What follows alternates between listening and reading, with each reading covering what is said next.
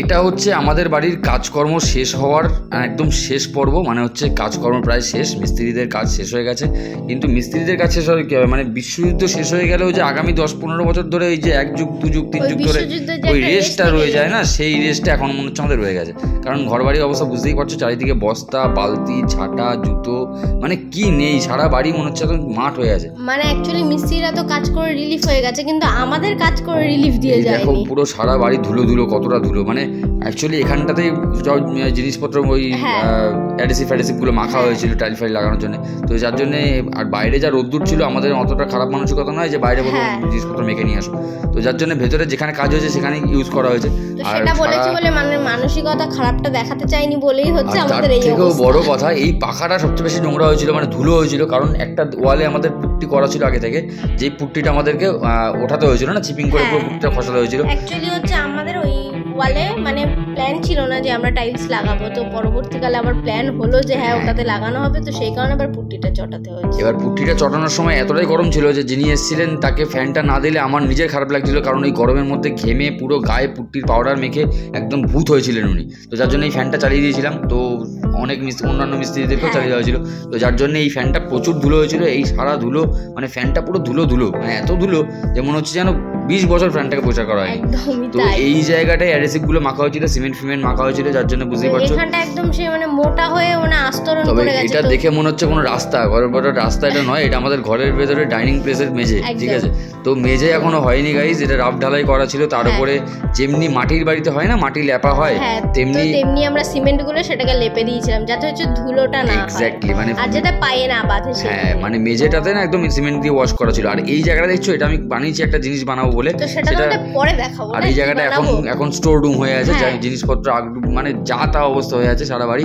আর এই একটা box tiles বেঁচে গেছিল, সেটা বাথরুমে রেখে দিয়েছি, কারণ কিছু করার নেই, এখন একদিক পরিষ্কার করছি, একদিকে তো রাখতেই হবে। তো এই জায়গা মানে যা চলটা ফলটা যা উঠছে, মানে আমাকে যে রান্নাঘর করে দিয়েছে, তো তার জন্য আমাকে সেই খাটিয়ে মেরে দিয়েছে। মোটেও না, তোমার বলতে লজ্জা করে না? তুমি একটুখানি খালি ভিডিওটা নিচ্ছিলাম বলে ওটা ধরেছিল। যাই হোক, ও কিন্তু একটা কাজ করেছে, যেটা হচ্ছে এই পুরো ঘরে মাটি দিয়ে লেপছে, মানে সিমেন্ট দিয়ে লেপে যেরকম করতে হয় সেটা পুরোটাই ও করেছে, কারণ গ্লাভস একটাই ছিল, আর গ্লাভসটা ও পরেছিল কারণ হাতটা সিমেন্টে নষ্ট হয়ে যায়, সিমেন্টে খেয়ে যায়, কারণ জ্বালা করে পরে। কারণ সিমেন্টে একটা ক্ষার জাতীয় ব্যাপার থাকে না, যে সিমেন্টটা বেশিক্ষণ হাতে নিয়ে ঘাটাঘাটি করলে হাতটা নষ্ট হয়ে হাতের স্কিনটা প্রবলেম হয়। তো যার জন্য মিস্ত্রিদের ব্যাপারটা আলাদা, মিস্ত্রিদেরও এটা হয়, মিস্ত্রিরাও মানুষ, কিন্তু কথা হচ্ছে ওদের হ্যাবিট হয়ে গেছে, আর আমাদের তো সিমেন্ট দিয়ে ঘাটাঘাটি করে হ্যাবিট নয় না, যার জন্য এই কারণে গ্লাভস ইউজ করা দরকার। বাট গ্লাভস তো একটাই, তো তুমি ইউজ করছিলে আর আমার হাত খালি, আর আমি এখানে ওকে বলছিলাম তুমি সিমেন্ট গুলো দাও, আমি এদিকে কাজ কিছু করার নেই, সিমেন্টটা তো আমার হাতটাও নষ্ট করছিল না, তো হাত পুরো সাদা হয়ে একদম চামড়াটা পুরো পাতলা হয়ে গেছিল। আর এই জায়গাটায় আমি হচ্ছে লেবারের কাজ করছিলাম। এই যেদিন আমরা কাজটা করছিলাম না, সেদিন কিন্তু ছিল হচ্ছে আমাদের T20 ওয়ার্ল্ড কাপ ছিল ফাইনাল, ইন্ডিয়া আর সাউথ আফ্রিকার। তো খেলাটা দেখতে পাচ্ছিলাম না, কারণ বারবার করে ফোন আমাদের একটাই, তোমরা জানো যে এই একটা ফোন নিয়ে আমরা ভিডিও করছিলাম প্লাস খেলাও দেখছিলাম, ওই যেটুকু সময় পাচ্ছিলাম সেটুকু দেখছিলাম। অ্যাকচুয়ালি একটা ফোন বলতে আমাদের আরেকটা ফোনও ছিল, তো ওই ফোনটা আনফরচুনেটলি খারাপ হয়ে গেছে, তো সেই কারণে এখন একটা ফোন ইউজ করা হচ্ছে, আবার কেনা হবে ফোন। তো এই কাজকর্ম করতে করতে যেটুকু সময় পাচ্ছিলাম সেটুকু সময় খেলাটা দেখছিলাম, বাট খেলার দিকে আমার নজর ছিল, তবে যতটা পারা যায়, মানে দেখছিলাম না যে বাইরে বাজি ফাটছে, তখনই বুঝে যাচ্ছিলাম যে ব্যাস তাহলে আমাদের এই ঘরে আছে বল। তো এই কাজটা, হ্যাঁ সেটাই, তো ট্রফি আর কোথাও যাচ্ছি, ইন্ডিয়াতেই আছে, সেটা আমরা ভেবেই নিয়েছিলাম, কারণ আমাদের আশাও ছিল যে ইন্ডিয়া জিতবে এবছর, কারণ এত সুন্দর টিম ছিল আমাদের। আর এই সিমেন্টটা পুরো গোলা হয়ে গেছিলো, তারপর আমি উঠে গেছিলাম বাঙ্কে, মানে আমাদের বাথরুমের ওপরে যে বাঙ্কটা করা আছে আর কি, স্টোর রুম টাইপের, তো যেগুলো নর্মালি ছোটোখাটো সব ফ্ল্যাটেরই থাকে, আমাদের ফ্ল্যাট নয় বাড়ি যদিও, তবে ওপরে যেহেতু এখনো কিছু কনস্ট্রাকশন হয়নি, যার জন্য বাথরুমের ওপর প্লেসটাকে ইউজ করা হয় নর্মালি। তো এখানে উঠেছিলাম, এখানে উঠে অনেক পুরনো নথি পাচ্ছিলাম আমি, প্রচুর কিছু পাওয়া যাচ্ছিল। তো মানে আমরা যেটা হচ্ছে মানে এটাকে গুপ্তধন বলা চলে, কারণ গাইজ 2004-05 সালে না, আমার বাবা যখন জীবিত ছিলেন তখন আমি অনেক ছোট ছিলাম, সেই সময় ব্যাংকে যেইভাবে টাকা রাখা হতো আর কি, এই বাড়িটা যেভাবে করা হয়েছে, জমিটা যেভাবে কেনা হয়েছে সেইভাবেই, তো ওইভাবে প্রত্যেক দিন টাকা রাখা হতো এবং রেগুলার মেনটেন করে 200 টাকা আর 500 টাকা করে, তখনকার দিনে 200 টাকার প্রচুর ভ্যালু ছিল, কারণ প্রত্যেক দিন 200 টাকা করে রাখা মানে গাইজ মাসে 6000 টাকা রাখা, মানে নট ম্যাটার অফ জোক।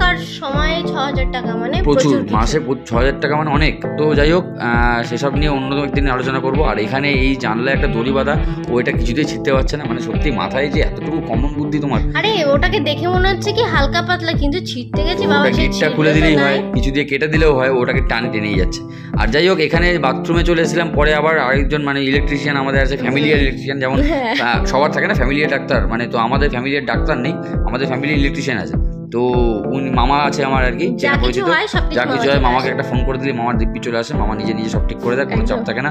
তো এখানে আমি একটু মিস্ত্রিগিরি করছিলাম, কারণ হচ্ছে এইখানে যে বাথরুমের ড্রেনটা ছিল না, ওটা একটু ছোট হয়ে গেছিল, মানে যখন টালি লাগানো হচ্ছিল তখন সিমেন্টটা একটু জাম হয়ে গেছে, তো যার জন্য ওটা ছাড়িয়ে দিচ্ছিলাম, জলটা যেতে প্রবলেম হচ্ছিল। আর এখানে আয়নাটা, মানে ও আয়নাটা দেখতে পেলে খালি ওকে আয়নার দেখানো না, আমি বলতে চাইছিলাম যে আমাদের চারিদিকে আয়না, এটাই। তো তারপর গাইস চলে এসেছিলাম একটা দোকানে, আমাদের এটা আশেপাশেই একটা দোকান আছে যেখানে ইলেকট্রনিক্স গুড সব পাওয়া যায়, টিভি থেকে ফ্রিজ থেকে শুরু করে এসি, ওয়াশিং মেশিন, সবকিছু। তো আমরা এখানে অ্যাকচুয়ালি নিতে এসেছিলাম আমাদের একটা ফ্রিজের হচ্ছে ট্রলি নেওয়ার ছিল। এক্স্যাক্টলি, মানে ট্রলিটা আমাদের কেনা হয়নি, বাট ফ্রিজটা চলে এসেছিল, ফ্রিজটা ইনস্টল করে দিয়ে চলে গেছে। এবার এই মেঝের মধ্যে ফ্রিজটা পড়ে আছে, জিনিসটা নষ্ট হচ্ছে, তো যার জন্য ট্রলি কিনে নিতে চলে এসেছিলাম। আর ইন্ডিয়া যেহেতু চ্যাম্পিয়ন হয়ে গেছিল, তোমরা সবাই আশা করি খেলা দেখেছো, আমরা ভাবলাম আজকে একটু রাত্রেবেলা বেরিয়ে পড়ি, বিরিয়ানি খাবো। এক্স্যাক্টলি, মানে একটা ট্রিট তো বানতে হয় না, ইন্ডিয়া জিতেছে বলে কথা। তো বেরিয়ে ভাবলাম, আর সারাদিন এত খাটাখাটনি হয়ে গেছে, রান্না করতেও ইচ্ছা করছিল না, মেন ফ্যাক্ট এটাই।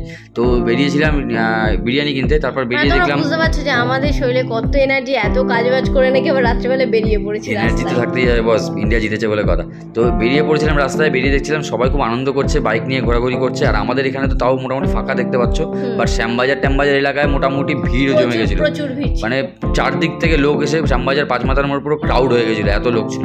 তো যাই হোক, সেই সব ভিডিও তো আমি করতে পারিনি, কারণ সেখানে যাইনি, আমি পরে গল্প শুনেছি বন্ধু বান্ধবের মুখে। তো এখানে কিন্তু কম ভিড় হয়নি গাইজ, দেখছো এটা আমাদের পাড়ার প্রায় মুখে, এখানে পুরো ঢাক ঢোল পিটিয়ে রাস্তা বন্ধ, প্রায় চারিদিকে সব আনন্দ উৎসব হচ্ছে। বলতে পারো এটা আনন্দ উৎসব, বড় উৎসব, ফেস্টিভ্যাল লেগে গেছে আমার ব্যাপার। দুর্গাপূজার থেকেও বেশি সত্যি তাই, ইন্ডিয়া জিতেছে কত বছর বাদে, সেই 2007 সালে চ্যাম্পিয়ন হয়েছিল ইন্ডিয়া, তারপরে আবার মানে 2007 সালে অ্যাকচুয়ালি চ্যাম্পিয়ন হয়েছে T20 world cup, T20 world cup আবার এই 2024 সালে, মাঝখানে কত বছরের গ্যাপ। তো যাই হোক, আমাদের বিরিয়ানি কেনা হয়ে গেছিলো। আর ভিডিওটা তোমার কেমন লাগবে সেটা কমেন্ট করে অবশ্যই জানিও। ভিডিওটা এখানেই শেষ করছি, দেখা হচ্ছে পরের ভিডিও, ততক্ষণ ভালো থেকো, সুস্থ থেকো, আর চ্যানেলটাকে সাবস্ক্রাইব করে দিও।